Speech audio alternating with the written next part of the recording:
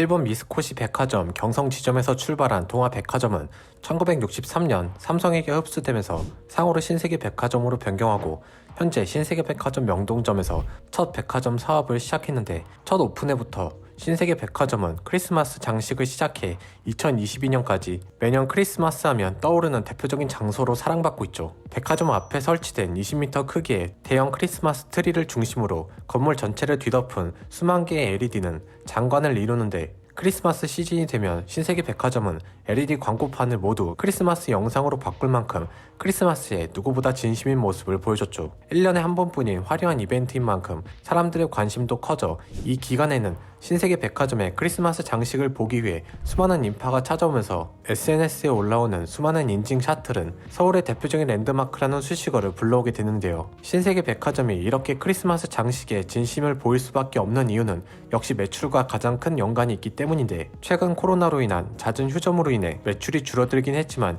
여전히 백화점 1년 매출에서 4분기 매출이 가장 큰 비중을 차지하고 있고, 특히 크리스마스 시즌 매출은 연 매출의 10% 이상을 차지해 사람들을 백화점으로 이끌게 하는 가장 큰 광고를 하는 셈이죠. 이런 노력 덕분에 화려한 크리스마스 장식만큼 한국 백화점 산업의 원조격인 신세계 백화점은 1963년 첫 영업을 시작한 이후 늘 1등을 차지하고 있었는데요. 하지만 영원한 1위는 존재하지 않는다는 말처럼 1980년 등장한 롯데의 첫 백화점 브랜드 롯데백화점이 500m도 안 되는 거리에서 첫 영업을 시작하면서 본격적인 경쟁이 시작됐죠. 롯데백화점은 영업 첫 해인 1980년 454억 원이라는 기록을 세웠는데, 당시 한국 백화점 전체 매출에서 38%를 차지해 신세계 백화점이 갖고 있던 백화점 매출 1위 자리를 롯데가 가져왔는데요. 그리고 이후 40년 넘는 세월 동안 롯데백화점은 백화점 1위 타이틀을 이어오면서 신세계 백화점과 격차를 벌리고 있지만, 단 하나 크리스마스 명소라는 타이틀은 현재까지도 신세계 백화점이 압도적인 화제성을 유지하고 있어 마지막 남은 자존심과 같은 존재인데요. 2022년 크리스마스에 공개된 신세계 백화점의 미디어 파사드는 외관 전면 전체를 LED 패널로 장식해 2D 화면을 마치 3D 화면처럼 보이게 하는 착시 효과를 이용한 광고 방식으로 미국 타임스퀘어, 영국 런던 피카델리 광장 등에 설치돼 최근 가장 유행하는 방법인데, 곡선이 부각된 신세계 백화점이 이러한 광고 방식을 적용해 올해 대중들에게 큰 화제성을 불러오고 있죠. 그리고 이러한 화제성은 곧바로 백화점 매출 상승으로 표현됐는데, 백화점 매출의 큰 비중을 차지하는 최근 4분기 매출,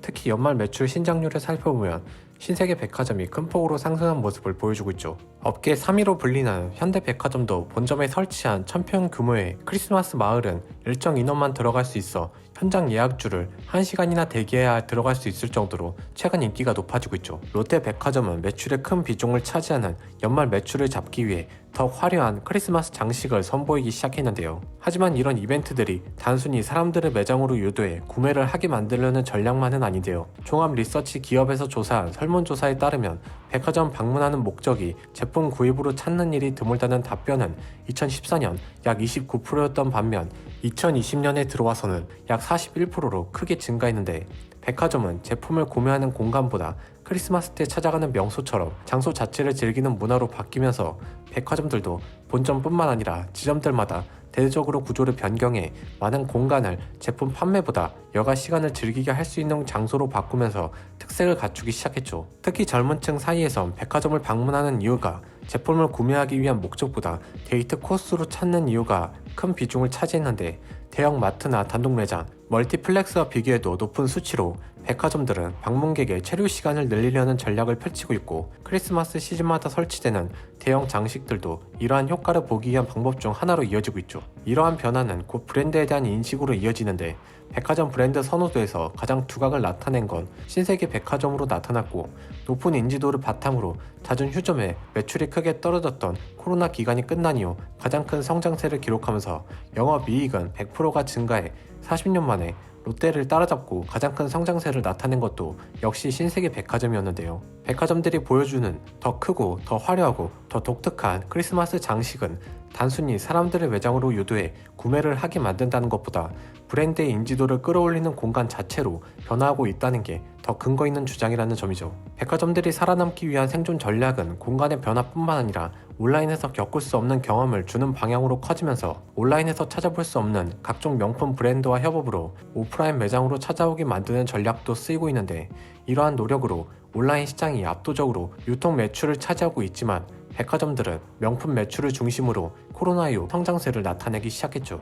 백화점이 명품 매출에만 치중하고 있다는 일부 비판적인 시선이 있지만, 온라인 시장과 비교해 차별화하지 못한 것과 차별화한 것의 차이는 매출로 곧바로 표현되고 있는데, 코로나 기간 이후 매출 증감률에서 오프라인의 폭발적인 성장세를 보였는데 그 중심에 백화점이 있었죠. 이와 반면 온라인 시장과 비교했을 때 특색이 적은 마트와 기업형 슈퍼마켓들은 코로나 이후로도 폭발적으로 늘어난 오프라인 매출 증감률에 큰 영향을 미치지 못해 백화점의 전략이 성공했다는 평가로 이어지고 있죠. 최근 백화점이 단순 판매 장소보다 마케팅 공간 자체로 바뀌기 시작하면서 온라인 시장에서 흥행하고 있는 온라인 쇼핑몰들이 오프라인 진출에 가장 선호되는 공간으로 주목받고 있는데, 오프라인에서 백화점의 비중이 점차 커지자 줄기 시작했던 매장 수는 최근 다시 증가하기 시작했죠. 한때 백화점도 대형마트와 마찬가지로 오프라인 매장을 줄이고 온라인에 주력해야 한다는 의견들이 많았지만, 코로나 사태 등으로 악화된 상황에서도 온라인과 차별화되는 백화점의 생존 전략은 더 다양해질 모습을 보이고 있죠.